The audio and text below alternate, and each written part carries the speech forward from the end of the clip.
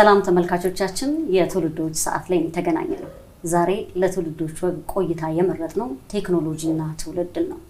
ቴክኖሎጂ ትናንት አለ፣ ዛሬ አለ፣ ነገም ይቀጥላል። በትውልድክ መካከል ምን አይነት የቴክኖሎጂ ስርዓት ነበረ የሚለውን በየሙያ ዘርፋቸው ቆይታ ልናደርግ እንግዶች ጋብዘናል። ቤዛዊት ከበደ አብሬያችሁ ቆይታ አደርጋለሁ። እዚህ ስቱዲዮ የተገኙት ሶስት እንግዶቻችን ሶስቱም ኢንጂነሮች ናቸው። አንደኛው እንግዳችን ኢንጂነር ካሳይ ጓላ ይባላሉ። ቡልጋሪያ በቴሌቪዥን እና በሬዲዮ ኢንጂነሪንግ ዲግሪያቸውን ተመርቀዋል። ከ30 ዓመት በላይም አገልግለዋል። ሌላኛው እንግዳችን ኢንጂነር ማህሌት ታደሰ ይባላሉ። ኤሌክትሮ መካኒካል ኢንጂነሪንግም ምሩቅ ናቸው።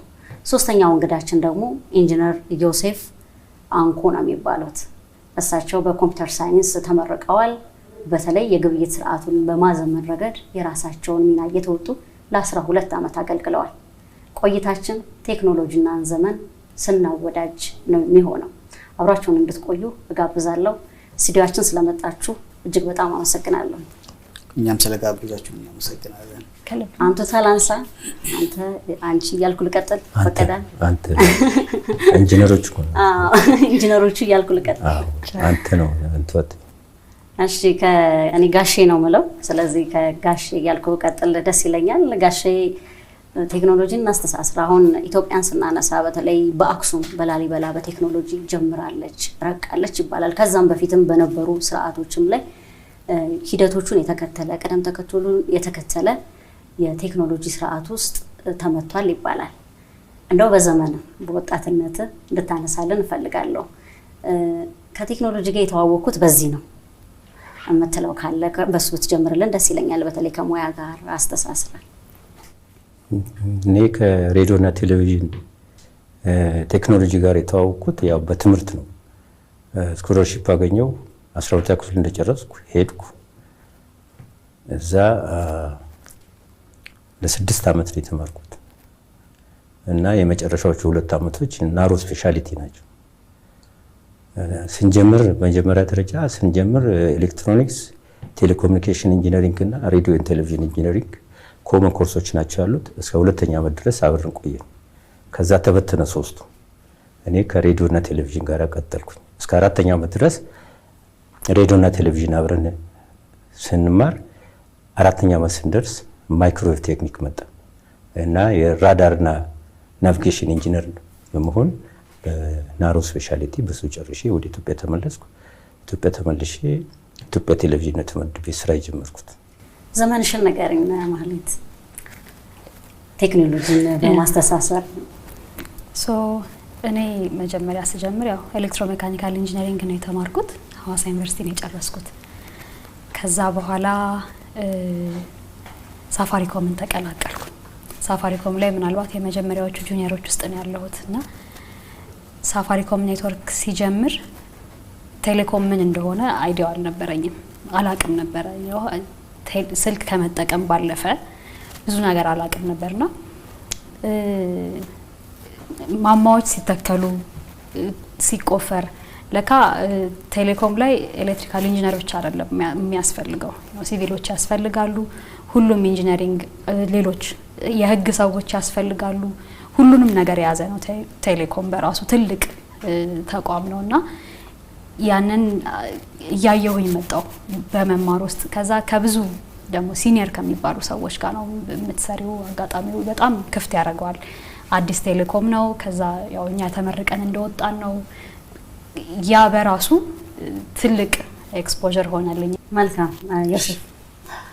እንግዲህ እኔ ከቴክኖሎጂ ጋር የተገናኘሁት ልጅ እያለሁ ቤተሰቦቼ የመንግስት ሰራተኛ ነበሩ። ኮምፒውተር ወደ ኢትዮጵያ በብዛት እየመጣ በየመስሪያ ቤቱ የሚበተንበት ዘመን ነበረ።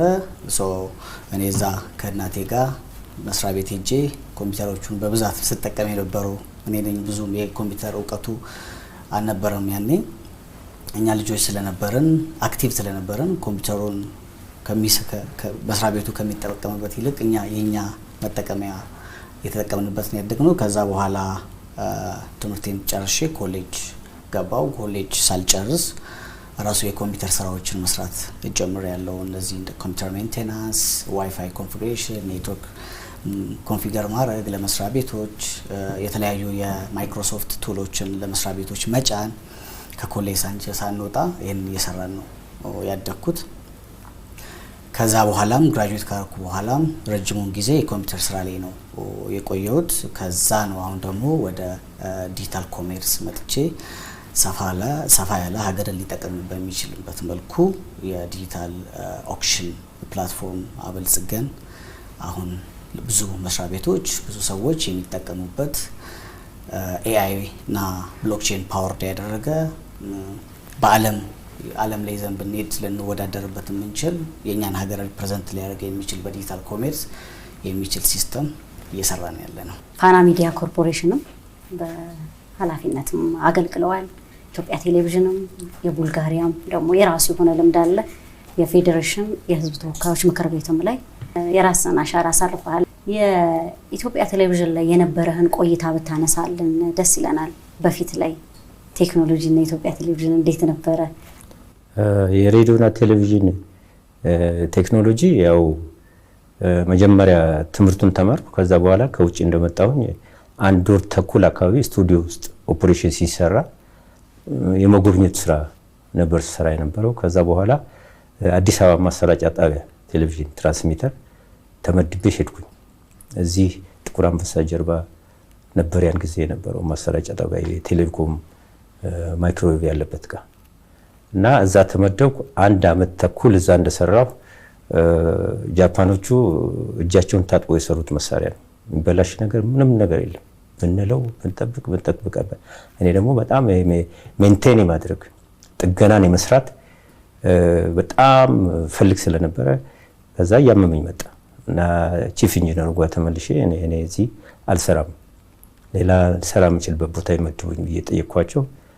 ኢትዮጵያ ቴሌቪዥን ስቱዲዮ ውስጥ የመስክ ካሜራ እና አክሰሰሪዎችም ተጓዳኝ እቃዎች የሚጠገኑበት ንዑስ ክፍል አለ። እዛ ክፍል ተመደብኩ። ወደ 2 ዓመት ተኩል አካባቢ ነው የሰራሁት። የጥገና እጄን ያፈታሁት እዛ ክፍል ነው። ካሜራዎች ይወጣሉ ይገባሉ። ከፍተኛ የሆነ ቻሌንጂንግ የሆነ ፕሮብሌሞችም ያጋጥሙን ነበረ። ደግነቱ ያኔ ሜንቴነብል ናቸው። እንዲህ እንዳሁኑ አይደለም። ሊጠገኑ የሚችሉ ናቸው። ኮምፖነንቶች አሉ። ኮምፖነንቶችን ትሬስ አድርገን በኦሲሎስኮፕ በምን ነቅለን ተክተን እንዲሰሩ እናደርጋቸዋለን። እሱን እየሰራን እያለን ይሄ እንግዲህ አናሎግ ነው ያን ጊዜ የነበረው። ማሰራጫ ጣቢያውም አናሎግ ነበረ። ስቱዲዮ መሳሪያዎችም አናሎግ ናቸው። ሁለተኛ ካሜራዎቹ ቲዩብ ካሜራዎች ናቸው እና እነሱን አጀስትመንት መስራት የከለሮቹን 3ቱን ፕራይመሪ ከለሮች አንድ ላይ በትክክለኛ ቦታ እንዲቀመጡ የማድረግ የጋማ ኮሬክሽን ስራዎች በጣም ከባድ ነው እና በቃ ሳይሰለች ምን ሳይል እንደዛ ሰራ ቆየሁና ከዛ የመንግስት ለውጥ መጣ። የመንግስት ለውጥ ሲመጣ እኔ ያኔ ፈጣን መሐንዲስ ነበርኩት። እንዴት እንዳዩኝ አላውቅም። ክፍል ኃላፊ ለመሆን ያን ጊዜ ወደ 20 ዓመት አካባቢ ይፈጃል። እኔ በ3 ዓመት ተኩል የክፍል ኃላፊ ሆኜ የስቱዲዮ መሳሪያዎችና የፊልም ፕሮዳክሽን እና ስቱዲዮ መሳሪያዎች አገልግሎት ክፍል ኃላፊ ሆንኩ እና ሙሉ በሙሉ የፕሮዳክሽን ስራው በተለይ የመስክ ፕሮዳክሽን ኤዲቲንግ እና የፊልም ፕሮሰሲንግ እና የፊልም ቀረጻዎች ስራዎች በእኔ ስር ነበሩት። ኦልሞስት ወደ 84 ሰዎች አካባቢ ይሆናል። እነሱ ኃላፊ ሆኜ ቤቴን አላውቀውም። እዛ ነው ያኔ ነው 120 የጀመርነው ያንን ተወዳጅ ፕሮግራም እና እኔ ከጀርባ ነው ያለሁት። እኔ ስክሪን ላይ አልወጣም። ሞተሩ ግን እኔ ነበርኩት። እንደዛ ሰራ ቆየው። ከዛ በኋላ እንደገና ከዛ ተነስቼ ያለቆች ለውጥ ሲመጣ እኔ ቴክኒካል ሺፍት ሱፐርቫይዘር ተደርጌ ስቱዲዮ ተመደብኩ። ትልቅ ትምህርት ቤት የገባሁት ያኔ ነው። ኤሌክትሮኒክሱን ተምሬዋለሁ። ነገር ግን የስቱዲዮ ሲስተም ማወቅ የቻልኩት ያኔ ነው። ሱፐርቫይዘር ሲሆን በዛን ጊዜ 2 ስቱዲዮ አለ። አንድ ማስተር ኮንትሮል ሩም አለ፣ አንድ ቪቲአር ሩም አለ፣ አንድ ቴሌሳይን የሚባል የፊልም ማሰራጫ ማሽን ያለበት። እነኚህ ኢንተግሬትድ ሆኖ ነው የሚሰሩት። ከዛ በኋላ ብሎክ ዳያግራም ስጡኝ ብዬ በ6 ወር ውስጥ ሙጥጥ አድርጌ ጨረስኩት። ያውላችሁ ብዬ መለስኩላቸው። እንደዛ እየሰራሁ እያለሁ አሁን ጊዜ መንግስቱ ተለውጧል። የደርግ ባለስልጣናት ክስ ይጀመራል። 6 ኪሎ ማለት ነው ፕላኒንግ ሚኒስቴር ግቢ ውስጥ ይጀመራል። ምርጥ የሆኑ ሰራተኞችን አውጥታችሁ ለሬጂስትራር መስሪያ ቤቱ ለአቃቢ ሬጂስትራር መስሪያ ቤት እንድሰጡ ከዚህ በኋላ የእናንተ ሰራተኞች አይደሉም ብለው አንድ ተንቀሳቃሽ ስቱዲዮ ይዘን እኔ ሱፐርቫይዘር ሆኜ ክሩዤ 6 ኪሎ ገባው። 2 ዓመት ተኩል እዛ ስንከታተል ቀርመን በቃ እዛው ነው ቆመን የምንለው። ለደሞዝ ብቻ ነው መስሪያ ቤት የምንመጣው። በቀን ነው ክሱ የሚካሄደው። ከዛ በኋላ ተሰላቸ። ስቱዲያችሁንም ውሰዱና ወደ ስቱዲዮ ተመለሱ ተባል። ከዛ በዛን ሰዓት ቢፒአር የሚባል አንድ ስትራክቸር ጥናት ነበረ። ከሱፐርቫይዘር አንስተው የስቱዲዮ ሲስተም ጥገናና ተከላ ሱፐርኢንቴንደንት ተደርጌ በኃላፊነት ተቀመጥኩ። ተንቀሳቃሽ ስቱዲዮ ለኔ ተሰጠኝ። ሙሉ በሙሉ የስቱዲዮ ሲስተሙን እንጠገናለን። ተንቀሳቃሽ ስቱዲዮ በወጣ ቁጥር ስቱዲዮን ይዤ በየቦታው እየሄድን ቀረጻ እናካሄዳለን። ያንን ኢንስቶል ማድረገው እኔ ነኝ። ሲግናል ፈልጌ የማገኘው እኔ ነኝ። ኢንሳይት እኔ ኃላፊነት ነው። አንድ ቀንም ተወቅሼ አላውቅም። ኢንጂነር ማህሌት የስልክ ቴክኖሎጂ መቼም አሁን ላይ ደረሰበትን ማየት እንችላለን። ደግሞ በፊትም የነበረውንና ምን ይገርምሻል? ከኛም ጋር ስለሚገናኝ በጣም የሚገርመኝ አሁን ላይ ኔትወርክ ኮንፊግሬሽን ኢንጂነር አይደለም፣ ከጀርባ ምን እንደሚሰራ ማወቅ በራሱ ያስገርማል። ምክንያቱም እኔ ስጀምር ሳፋሪኮም ላይ ስገባ ፊውል ማኔጅመንት ነው የጀመርኩት እና መጀመሪያ ገርሞኝ ነበር። ማለት ነዳጅ ቴሌኮም ላይ ምን ያደርጋል አላቅም ነበረ። ከዛ ነዳጁ አይደለም የገረመኝ፣ ገና ስራውን እስኪጀመር ያው ትሬን እንድናረግ ስለሚፈለግ ኤክስፖዠር ይሰጥሻል ከማንም ጋር ሄዶ መስራት ስለምንችልና ሲቪል ስራ የሚሰሩት ሰዎች ጋር ይዛችሁን ሄዱ ማለት ጀመርኩ። ከዛ ሳይት ሲቆፈር ማየት ጀመርኩ። ሲቪል ሰዎችም ያስፈልጋሉ ለካ። ከዛ ሳይቶቹ ተቆፍረው ሲቆሙ ማየት ጀመርኩ። ከዛ በጣም ማርሳው አጋጣሚ አንቴናዎቹ ሲሰቀሉ ይሄ ምንድነው ምናምን ላቸው ነበርና ይሄ አንቴና ነው እንደዚህ ያደርጋል ምናምን። ከዛ እንትን ላይ እንደዚህ ብለን የተማርነው ይሄ ማለት ነው ምናምን እንል ነበርና ከኤሌክትሪካል ኮርሶቻችን ጋር ምናምን ይገናኙ ነበርና ከዛ አለፍኩና ኔትወርክ ፐርፎርማንስ ስፔሻሊስት ሆንኩኝ። ሶ ኔትወርክ ፐርፎርማንስን ደግሞ መረዳት እንዴት ነው ምን እያደረግን ያለ ነው፣ የትኞቹ ቦታዎች ላይ ከፍ ብለናል፣ የቱ ጋር መስተካከል አለብን ምናምን። ከዛ ድጋሚ አሁን ኮንፊግሬሽን ኢንጂነር ሆንኩኝ። ኮንፊገር ሳረግ ኦኬ ድሮ መስተካከል አለባቸው እያልኩ የነበረው ቦታ ላይ እንደ ፐርፎርማንስ ሰው እኔ እያስተካከልኩት መጣው ማለት ነውና አሁን ኤቭሪዴይ በየቀኑ አዳዲስ የማይገቡኝ ነገሮች አሉ እና በጣም እንደውም ሁሌ ደስ የሚለኝ ነገር ምንድነው ብዙ ሲኒየሮች ያሉበት ቦታ ላይ ነው ያለሁት። ትልልቅ ሰዎች ረጅም ዓመት ቦታው ላይ እየሰሩ እና ለመጠየቅም ቀላል ነው እና የምጠይቃቸው ጥያቄ አንዳንዴ ለራሴ ያስቀኛል እና የሆነ ጊዜ አልፎ ምናምን ስታስቢው ከ3 ዓመት በፊት የነበሩኝ ጥያቄዎች አሁን ማለት ምን ማለት ነው ነዳጅ ምን ያደርጋል እንዴት ይባላል ቴሌኮም ላይ ፓወር ይፈልጋል እኮ ግዴታ ነው ኤሌክትሪሲቲ ያስፈልግሻል። ኤሌክትሪሲቲ ባይኖር ሪደንደንት ፓወር ደግሞ ነዳጅ ያስፈልጋልና ልክ የነዳጅ ሂሳብ መቀየር የቴሌኮምን ሂሳቦች ብዙ ነገሮችን ይቀይራቸዋል። ያን እንድረዳ አደረገኝ።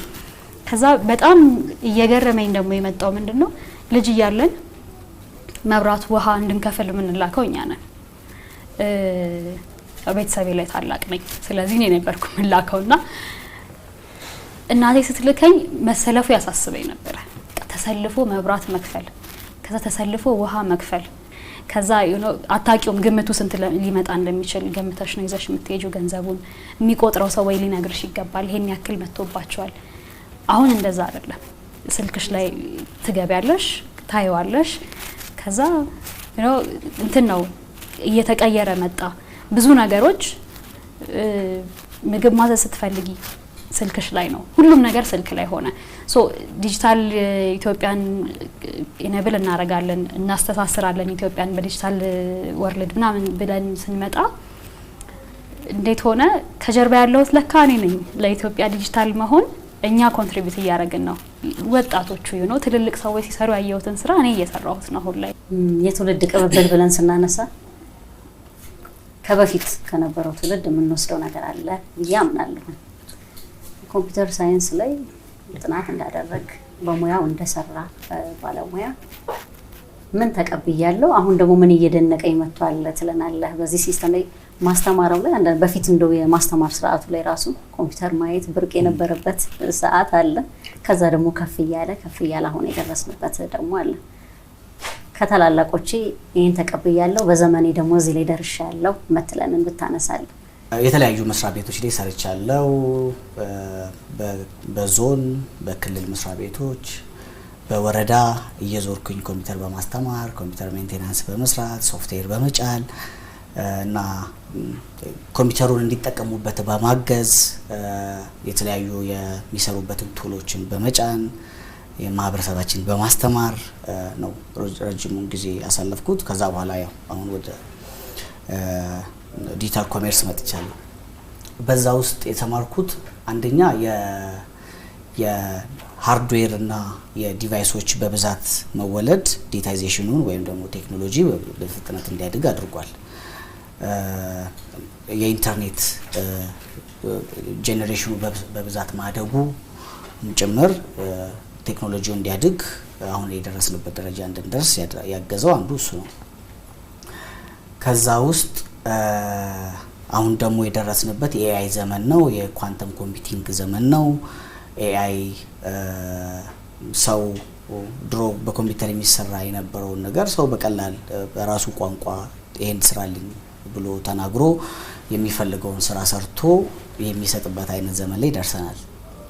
እስፔሻሊ አሁን እንደኛ ሀገር ኤአይ ኢንስቲትዩሽን እየሰራ ያለው ስራ በጣም ትልቅ ነው። ከእግዚአብሔር በታች የኢትዮጵያ ተስፋ ነው ብዬ አስባለሁ። ቢኮዝ ኢንክሉሲቭ ነው። ከዚህ በፊት ዌብ 2 ዌብ 3 ላይ የነበረው ቴክኖሎጂ የገጠራማው ማህበረሰባችን ወይ ያልተማረው ማህበረሰባችን ሊጠቀመው አይችልም። ሰዎች ጠርቶ ይሄን እንደዚህ ያደርግልኝ ያንን አድርግልኝ የሚባልበት ዘመን ነው የነበረው። አሁን ግን ማንኛውም ገበሬ ያልተማረም ሰው በድምጹ በራሱ ቋንቋ አውርቶ ተናግሮ የሚፈልገውን ውጤት ከቴክኖሎጂው ማግኘት የሚችልበት ዘመን ላይ ደርሰናል። ጋሼ ኢትዮጵያ ቴሌቪዥን ላይ የቴክኖሎጂ ለውጦችን እንድታነሳልን እንፈልጋለን። በፊት በዘመነ እንዲህ ነበረ፣ እንዲያደገ ደግሞ እንዲሆነ የሚለውን ነጥብ ብታነሳልን። ምክንያቱም ከዛ በኋላም ደግሞ ፋና ሚዲያ ኮርፖሬሽን ላይ የራስን አስተዋጽኦ አበርክተሃል እና የቴክኖሎጂ ሽግግሩን ደግሞ እንድታነሳልን ነው ነጥለ። እኔ በእርግጥ ቴሌቪዥን ስቱዲዮ ብላክ ኤንድ ዋይት የነበረ ጊዜ አልደረስኩም። በወሬ ደረጃ ሰምቻለሁ። ነገር ግን ብላክ ኤንድ ዋይት የሆነ ቴሌቪዥን ሪሲቨር እኔ ተወልጄ ያደግኩት አሰላ ነው። አዳማ ቴሌቪዥን ሳይገባ አሰላ በቀጥታ ይመጣ ነበር። ምክንያቱም ኢንሳይት ነው ከዚህ ከአዲስ አበባ ጋራ የጭላሉ ተራራና እና ምንም ትራንስሚተር አስፈልጎም ቀጥታ ይመጣል እና ህብረት ርኢትን ማይኒክስ የሚባል ሃይቻፕራል የሚባሉ ፊልሞችን ማክሰኞና ሐሙስ ከታተል ነበር ቴሌቪዥን ያለባቸው ቤቶች። ያን ቴሌቪዥን ሴት አይቻለሁ ማለት ነው። ኦን ሲያደርጉት 2-3 ደቂቃ ኢግናይት እስኪያደርግ ድረስ ፊላሜንቱ በርቶ እስኪጠፋ ድረስ የሚቆይ ቴሌቪዥን ነበር። ያንን አይቻለሁ ማለት ነው። ብላክ ኤንድ ዋይት ቲዩብ ነው። የቲዩብ ቴክኖሎጂን አይቻለሁ። ከዛ በኋላ ስቱዲዮ ከመጣው በኋላ ስቱዲዮ ላይም በጣም ከፍተኛ ሆነ። ይሄ እንግዲህ አሁን ከፋፍዬ ነው የምነግርሽ። ቪቲአር መቅረጫ ክፍል ውስጥ 2 ኢንች የሚባል በጣም ከባድ ካሴት አለ። የመጀመሪያ ቴክኖሎጂ መቅረጫው እሱ ነው። የፊልሙን ትችልሽ ማለት ነው። በተለይ ሴቶች ከሆኑ ማጫወቻ መሳሪያው ላይ መጫን አይችሉም። እኛ ወንዶቹ አግዘናቸው በጣም ከባድ ነው እያለ ከ2 ኢንች ወደ 1 ኢንች መጣ። እሱ ቀለለ። እሱ ወዲያው ቀረና ዩማቲክ የሚባል 3/4 ኢንች መጣ። መቅረጫ መሳሪያዎቹ ካሴቶቹ ማለት ነው። ትንሽ ቆየና ቤታ ካመጣ 1/2 ኢንች። በዛ ቴክኖሎጂ ለውጥ ላይ ነው እኔ ወደ ህዝብ ተወካዮች ምክር ቤት የሄድኩት። እዚህ ጋር የካሜራዎቹ አሉ። ካሜራው ራሱ ቲዩብ ካሜራ ነው እና 3 ፕራይመሪ ከለርስ አሉ። ዲዛይን ሲደረግ በሰው አይን እንትን ፐርስፔክቲቭ ነው ዲዛይን የሚደረገው ካሜራ። ኦብጀክቱ አለ። ኦብጀክቱ ላይ ላይት መብራት አለበት። ከዛ ሪፍሌክሽኑ ይመጣል፣ አይናችን ላይ ይመጣል። ሬቲና አለ። ከዛ ወደ ሚሞሪ ይሄዳል፣ ወደ ብሬን ማለት ነው። ይሄንን ቴክኖሎጂ ወዲያው ተለወጠ። ቲዩቡ ማለት ነው። በጣም ከባድ ነው። ሜንቴናንሱ 2 ቀን 3 ቀን ሁሉ ሊፈጅ ይችላል። አጀስትመንቱ እና እሱ ተለወጠና ወደ ምን መጣ? ወደ ሲሲዲ መጣ። ሲሲዲ ሲሞሳልና መጣ። ያ ሁሉ ነገር ቀረና ከዛ በኋላ የኮምፖነንት መለወጥ ሁሉ ቀርቶ ማነው እንትኑ ካርድ ብቻ እያወጣን መቀየር ጀመር። ቴክኖሎጂ ነው። ጃፓኖቹ ፈጣን ናቸው። ስለዚህ የሚገዛቸው ሰው ጠፋ። በእንደዛ አይነት ኮምፓክት አድርገው ሰሩት እና ሃፍ ኢንች ላይ ነው እኔ ከኢትዮጵያ ቴሌቪዥን ወጥቼ ወደ ህዝብ ተወካዮች ምክር ቤት የሄድኩት። ፋና ስመጣ ጠቅላላ ዲጂታል ነው የነበረው። ሃይ ዴፊኒሽን ነው። እዛ ጋር ቅድም ሳልጠቅስ ያለፍኩት ስታንዳርድ ዴፊኒሽን እና የሃይ ዴፊኒሽን ለውጦችን ነው እና የእንትኑ የሪዞሉሽኑ 650 ፒክስልስ እና የ1080 ፒክስልስ ልዩነት። የአሁኖቹ እነኚህ ዲጂታሎቹ የሰው ቆዳ ላይ ያለ ቀዳዳ ማሳየት ይችላሉ፣ ኤችዲው ማለት ነው። ነገር ግን ከዛ በኋላ እንደገና 4 ታይምስ ኤችዲ መጥቷል፣ 8 ታይምስ ኤችዲ መጥቷል። በጣም ውድ ነው ለኛ ሀገር፣ ያው ኤችዲ በቂ ነው። ሌሎቹ አረብ ሀገሮች እነኚህ ነዳጅ ያላቸው ሀገሮች ናቸው ለሲኒማ ለፐርፐዝ ምናምን 4 ታይምስ ኤችዲ ነው የሚጠቀሙት። እና ስለዚህ ትልቅ ለውጥ ያለው እዛ ጋር ነው። ፋና ስንመጣ ካሴት የሚባል ነገር የለም። ሜሞሪ ካርድ ነው፣ ሜሞሪ ነው 128 ቴራባይት እዚህ ገጠምን። እዛ በኋላ ያው አክሰስ የተፈቀደላቸው ሰዎች ከዛ ገብተው እኛም ደግሞ ከዚህ ስንልክ የካሴት ማመላለስ ሳይሆን ኢንጀስት አድርጎልን ይልባል። ከዛ በኋላ ሰርቨር ውስጥ ይገባል። ከሰርቨር ውስጥ የተፈቀደላቸው ሰዎች ያወጣሉ፣ ኤዲት ያደርጋሉ፣ መልሶ ይከቱታል። ከዛ በኋላ ለትራንስሚሽን ሲፈለግ እንትኑ ግን ያው ነው። ይሄ ሽክርክሪቱ ያው ነው። ድሮም እንደዛ ነው የሚደረገው። ካሴት ይወጣል፣ ኤዲት ይደረጋል፣ መልሶ ይገባል። ከዛ በኋላ የተፈቀደለት ሩት ሽት ይባላል። የተፈቀደለት ሰው ያን ካሴት ያወጣል፣ ቪቲአር ይመጣል፣ ይጫናል፣ ከዛ ይሄዳል። ልክ እንደዛ አሁን ፕሌይሊስት ላይ ነው ጠርተው የሚያመጡት፣ ከፕሌይሊስቱ ላይ ያጫውቱታል ማለት ነው። ካሴት የሚባል ነገር ቀረ። መስክ ቀረጻውም እንደዚህ የፊልድ ካሜራ የኤንጂ ይባላል፣ ኤሌክትሮኒክስ ኒውስ ጋዘሪንግ ነው የሚባለው። ፖርተብል የሆነ ቪቲአር ነው፣ ቪዲዮ ቴፕ መቅረጫ ማሽን ነው ያለው። 3 ሰው ነው የምንልከው ስምሪቱ ላይ። አንዱ ካሜራማኑ ነው፣ ሁለተኛው ረዳት ነው፣ ሶስተኛው ላይትማን ነው። አሁን አንድ ሰው ነው አይደለም ይዞት የሚሄደው፣ አንድ ሰው። ያን ጊዜ 25 ኪሎ በላይ ነው የሚከብደው ለመሸከም እና ረዳቱ ድምጹን ለመጠበቅ እዚህ ላይ አድርጎ ሄድፎን አድርጎ እዚህ ጋር ፖቴንሺዮሜትር አለ። ለሰው ጆሮ ተስማሚ የሆነ ድምጽ መውጣት መቻል አለበት። ከዜሮ ዴሲብል ማለፍ የለበትም። ይህን ሁሉ ነው ቴክኖሎጂ እያቃለለው። አሁን እንትን ኢኳላይዘር አለው፣ ካሜራው ላይ ይታየዋል። ቀዩ ሬንጅ ውስጥ እንዳይገባ ብቻ መጠበቅ ነው ያለበት። ለምን ዲስቶርሽን አብሮት እንዳይቀርጽ። ቪዲዮውም ያሳየዋል፣ እዛ ጋር ይነግረዋል። ላይት ካነሰውም ዲሲቤል ይጨምርለታል። ይሄ በጣም ሲምፕል የተደረገ ቴክኖሎጂ ነው። በእንደዚህ አይነት መንገድ ነው የቴክኖሎጂው እድገትና ለውጥ የመጣ ማለት ይቻላል። መልካም ማለት እንደው የቴሌኮም ደግሞ ስናነሳ አንድ ቤት ይኖርና ጎረቤቱ ላ ተጠርቶ ለከሌ ቤት ስልክ አለ፣ ስልክ ቁጥር ይሰጣል። እዛ ቦታ ጎራ እየተባለ እንደው በዚህ ሰዓት ከዚህ ሰዓት እስከዚህ ሰዓት ደውላለሁ ተብሎም ደግሞ ቀጠሮ የሚያዝበት ነበር። የመንገድ ላይ ስልኮችም በስፋት የነበረበት ጊዜ እናስታውሳለን። እቺ 0911 ያላቸው ሰዎች እንደ ብርቅ የሚታዩበትንም ጊዜ እንደዚሁ እንደው እያለ ግን አሁን ላይ ሁሉም ጋር በእጁ 30 ደቂቃ ራሱ ስልኩ ከጎኑ ከሌለ ደንገጥ የሚልበት ሰዓት ላይ ደግሞ ደርሰናል። እንዲሁም በዚህ ልክ ደግሞ 2G 3G 4G አሁን ደግሞ 5G ላይ ደግሞ ደርሰናል። ፍጥነቱንም ያማከለ ነው። አጫውችን ባንቺ እይታ በቤት ስልክ ነበር ስልክ ነበር ነው። ስለዚህ የቤት ስልክ ነበር ይመጣ ነበር ሰው ጎረቤት ይጠቀመዋል። ከዛ በጣም እንደውም የሚገርመኝ ስልክ ከተቋረጠብሽ ረጅም ጊዜ ይፈጃል። አመልክተሽ መጣው ሰርተውልሽ ምናምንና የኛ ቤት ስልክ ተበላሽቶ ረጅም ጊዜ ጎረቤት እየሄድን ነበር። እናታችን ስደውል የምናገኛት የነበረው ስራ ሆና ያው ትደውላለች። ክረምት ላይ በተለይ ቤት ስትይ በላችሁ ወይ ቼክ ታደርጋለችና ከዛ አሁን ላይ በቀን እንግዲህ ከእናቴ ጋር እንደው አንድ አራት ያንደዋወልም ቀላል ነው። እኔ እጅ ላይ ነው ያለው። ባላነሳላት መልሼ እደውላለሁ። ያደገ የመጣበት መንገድ አናሎግ ከነበረው ቴሌኮም ነው የመጣ ነው። የቤት ስልክ ነበረን። ከዛ ከቤት ስልክ በኋላ 2G 3G 4G እያልን ስንመጣ ሰዎች በድምጽ ብቻ ሳይሆን በምስል መታየት ጀመሩ። ከምስል በላይ ደግሞ አሁን ቮልቲ አለ ቮይስ ኦቨር ኤልቲኢ የምንለውና እስከ 3G ድረስ ያለው ቴክኖሎጂና ከዛ ከ4G በኋላ እየመጣ ያለው ቴክኖሎጂ ይለያያል። የመጀመሪያዎቹ ላይ 0911 መሆናቸው ብቻ አይደለም የሚገርመው። እኔ አሁን እሱ የገባኝ አሁን ስራው ላይ ሲሆን ነው። አዲስ አበባ ላይ ብቻ የሚሰራ ኔትወርክ ነበር የነበረን መጀመሪያ። ያን አላቅም ነበር እኔ ለምሳሌ ቢኮዝ አዲስ አበባ ስለሆንሽ ኤክስፒሪየንሱ አይኖርሽም አታቂም ሌሎች ቦታዎች ላይ እንዳልደረሰ ያ ቴክኖሎጂና ለሆነ የተከለለ ቦታ ብቻ ነበር ቴሌኮም የሚሰራው ሞባይል እንኳን ከተጀመረ በኋላ። 11 ቤት ያለው ሰው በጣም ብዙ ወር ጠብቆ የሆነ ነገር አስይዞ ያንን ለመግዛት እዛ ሌቭል ድረስ ነበር የምትሄጂው። ከዛ እየሰፋ መጣና ኦኬ ከዚህኛው አካባቢ ሲም ካርድ የሆነ ቦታ ብቻ ነው መግዛት የምትችይው። ከዛ የሆነ ሰው ጋር ግን መደወል ትችያለሽ። ከሚቆጥረው ሂሳብ ራሱ አሁን ላይ ድሮ አሁን ሞባይል ያለው ሰው ወደ ቤት ስልክ አይደውልም ነበር፣ ይበልጥ ይቆርጥ ነበር። አዎ በጣም አስታውሳለሁና አይ አልደውልም እኔ በሞባይል በቤት ስልክም ወደ ሞባይል የበለጠ ይቆጥራል ነበር። አሁን ግን ከአንድ ኦፕሬተር ወደ ሌላ ኦፕሬተር ለምሳሌ ከኔ ሳፋሪኮም ነበር ወደ አንቺ ቴሌ ነበር ደውላለሁ። ከዛ ትልልቅ ልዩነቶች የሉትም።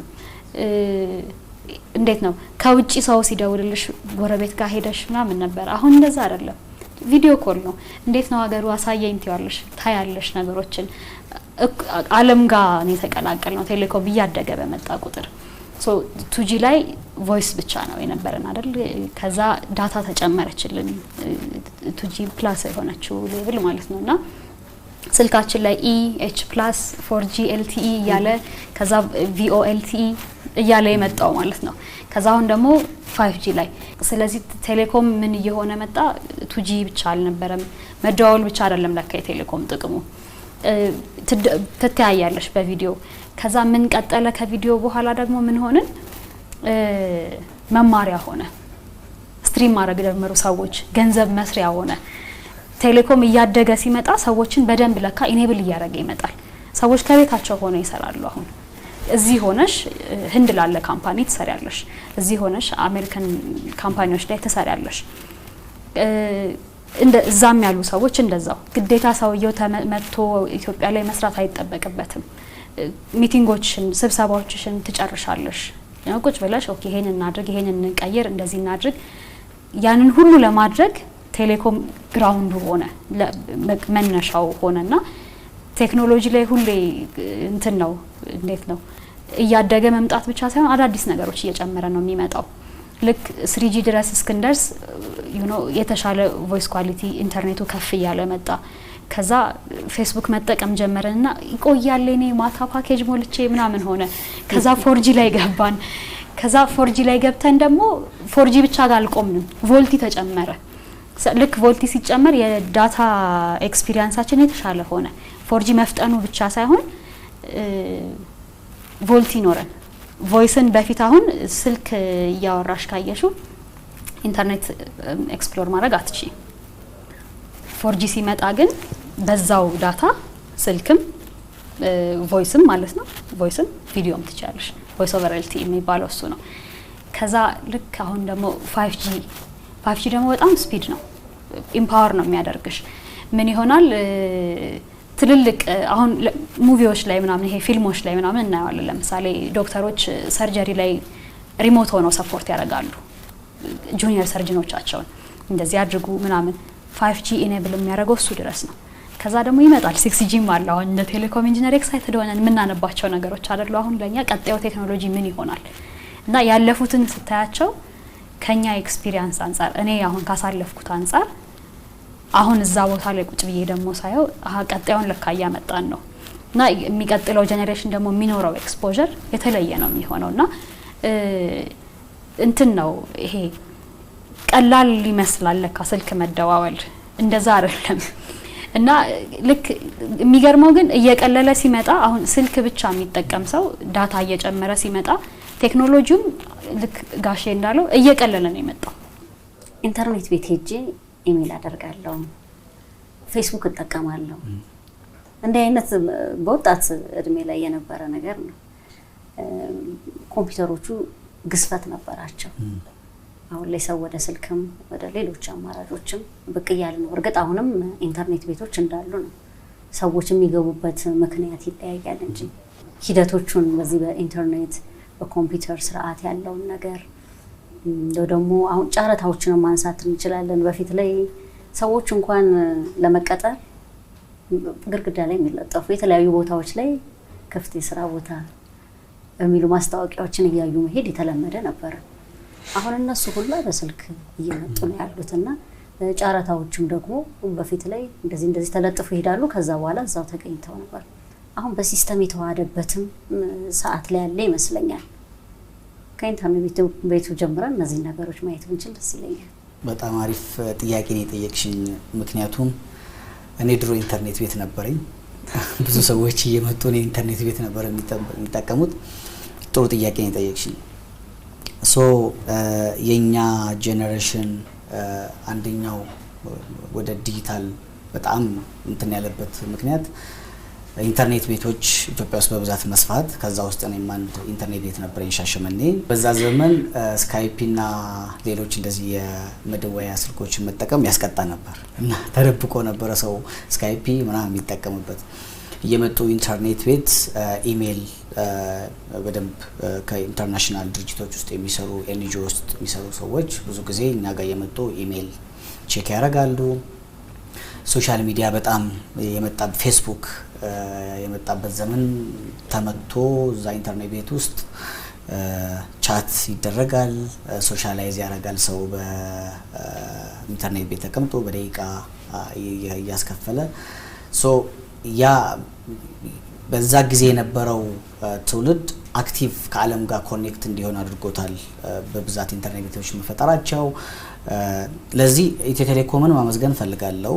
አንደኛው የኢትዮ ቴሌኮም በብዛት አክቲቭ የሆኑ ኢንተርኔቶችን ወደ ኢትዮጵያ ማስገባቱ ዲጂታይዜሽን ላይ የኢንተርኔት የኮምፒውተር አጠቃቀም ላይ የራሱ የሆነ ኢምፓክት ነበረው። ወጣቶች አሁን የኔ ጄኔሬሽን አብዛኛው ወጣቶች ከኮምፒውተር ጋር የተገናኙ ስራዎች ይሰራሉ።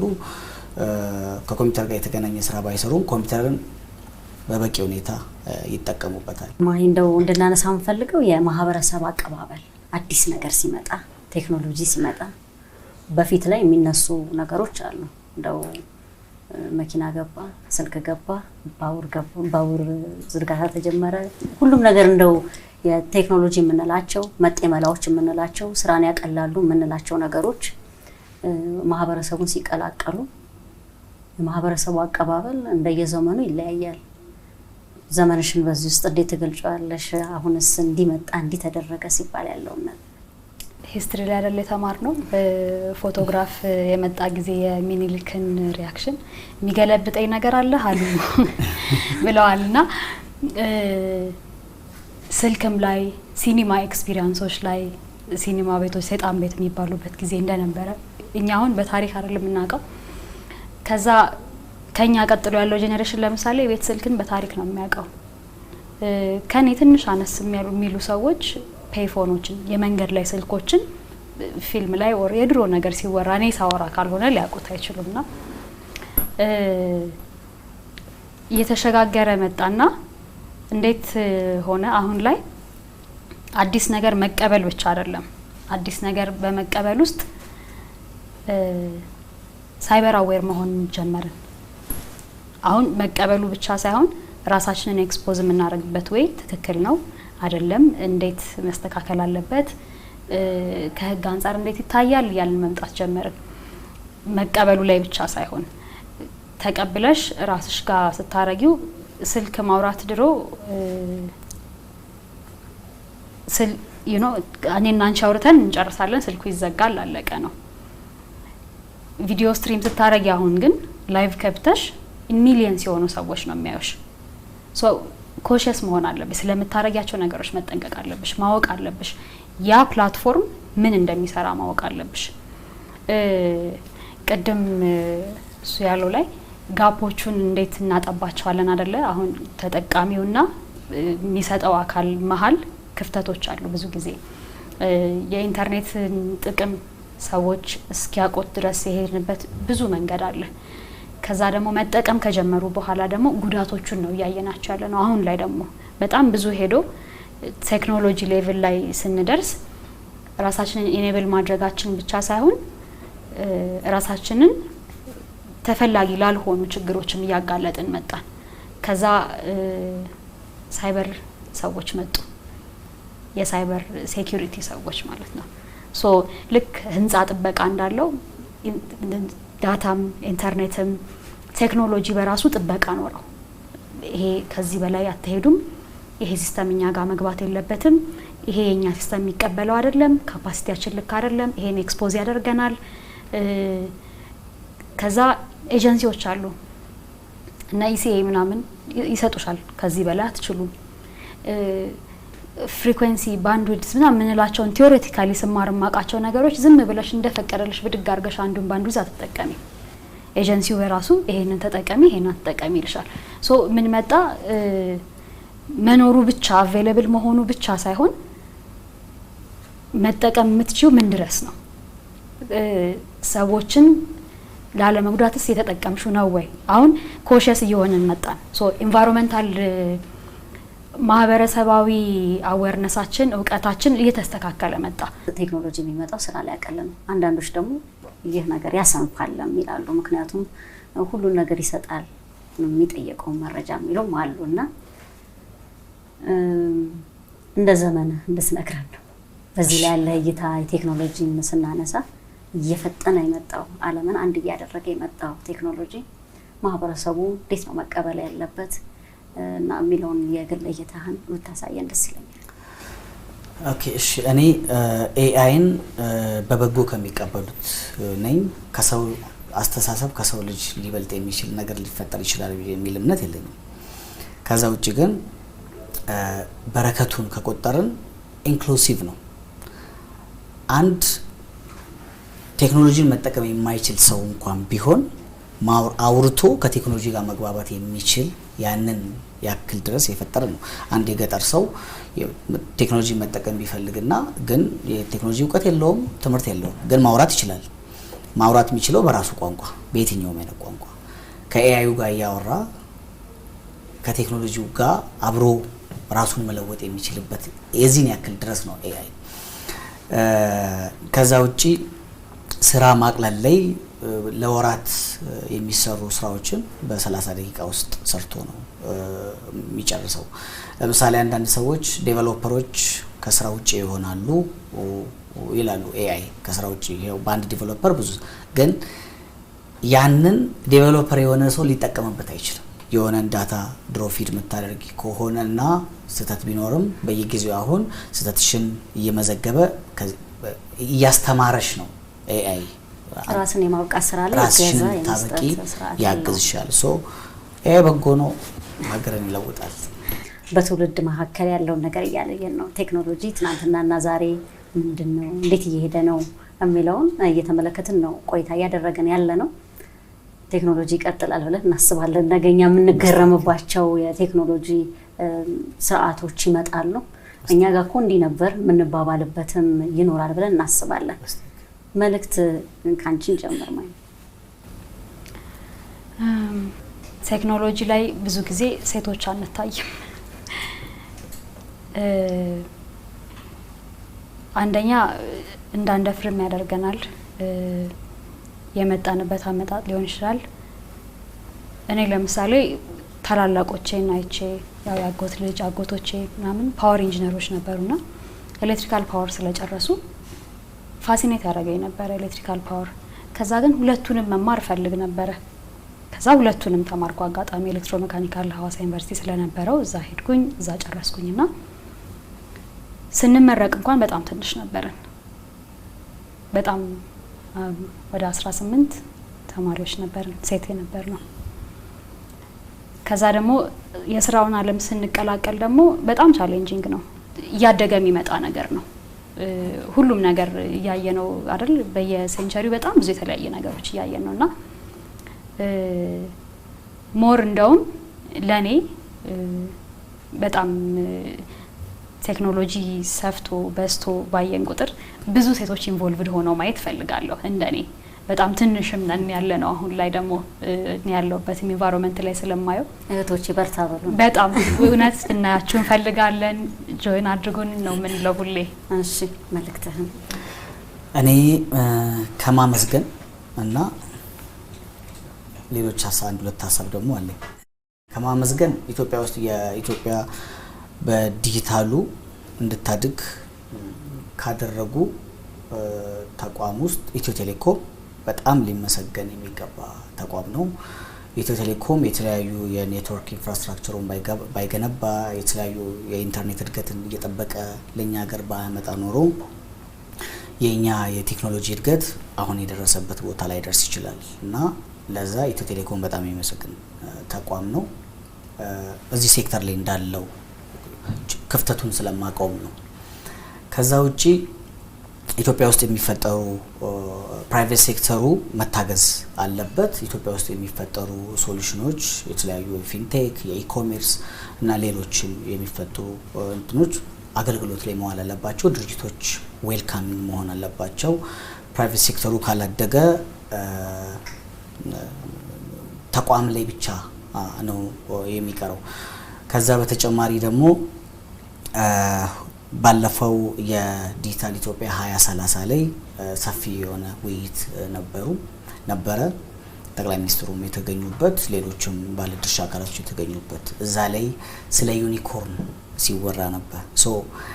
ያ ማለት ዩኒኮርኖች ያስፈልጉናል። በዚህ ዲጂታል 2030 ሚኒመም ከ2 እስከ 5 ዩኒኮርን ኢትዮጵያ ውስጥ ይጠበቃልና ባለድርሻ አካላቶች ዩኒኮርኖች እንዲፈጠሩ እና ዓለም እንዲያቀን በስታርታፕ ቢዝነስ ላይ ሰክሰስፉል የሆኑ ስታርታፖች እንዲወጡ ባለድርሻ አካላቶች እዚህ ላይ በደንብ እንዲሰሩ አደራ ማለት እፈልጋለሁ። ለትውልዱ ምን አይነት መልእክት አለ? እኔ በጣም የሚቆጨኝ ነገር አለ። አሁን የቴሌቪዥን ጣቢያዎቹ የሬዲዮ ጣቢያዎቹ በጣም እየተስፋፉ ነው፣ እያደጉ ነው ያሉት፣ ቁጥራቸው እየበዛ ነው ያለው። አብዛኞቹ እዛ የሚሰሩት ኤሌክትሪካል መሀንዲሶችና የኮምፒውተር ላይ የሚሰሩ ሰዎች ናቸው። ሬዲዮ እና ቴሌቪዥን ኢንጂነሪንጉን የትኛውም ዩኒቨርሲቲ አልጀመሩም። ለምን እንደማይጀመር አላውቅም። ይሄንን ቴክኖሎጂ መማር አለባቸው ብዬ ነው የማስበው። የሚቆጨኝ ነገር ይሄ ነው እና ያንን አስተምር ነበር። በጣም ይወዱት ነበረ። ኢቨን እንዳውም አንዳንድ ጊዜ ትዝ ይለኛል እኔ የኔ ክላስ ያልሆኑ ሰዎች መስኮት ላይ መተው ቁጭ ብለው ሁሉ ይማሩ ነበር። ስለዚህ ይሄ መስፋፋት መቻል አለበት። ራሱ ባለሙያው ይሄን ትምህርት መማር መቻል አለበት። አንድ ተግባር ነው ሬዲዮ ያለው ይመስለኛል። አሁን በሰርቲፊኬት ደረጃ ይሆን በዲፕሎማ አላውቅም። ቴሌቪዥኑ የለም። ትኩረት መሰጠት አለበት። ዩኒቨርሲቲዎቹ ይሄንን አስበው መክፈት መቻል አለባቸው። ለሰጣችሁን ጊዜ እጅግ በጣም ነው የምናመሰግነው። እናመሰግናለን። ትናንት ዛሬና ነገ በትውልድ ቅብብል ይቀጥላል።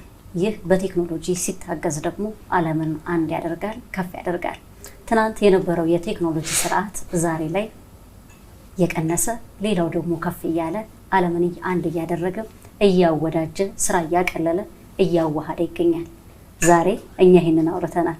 ነገ ላይ ደግሞ ቴክኖሎጂ ከፍ እያለ እያደገ ይመጣል። አብራችሁን ስለቆያችሁ እጅግ በጣም እናመሰግናለን። ቴክኖሎጂና ትውልድ ስንል ነው ቆይታ ያደረግነው። ስቱዲዮ አብሬያችሁ ቆይታ ያደረኩት ቤዛዊት ከበደ ከመላው የስቱዲዮ ባለሙያዎች ጋር ነው። ሰላም።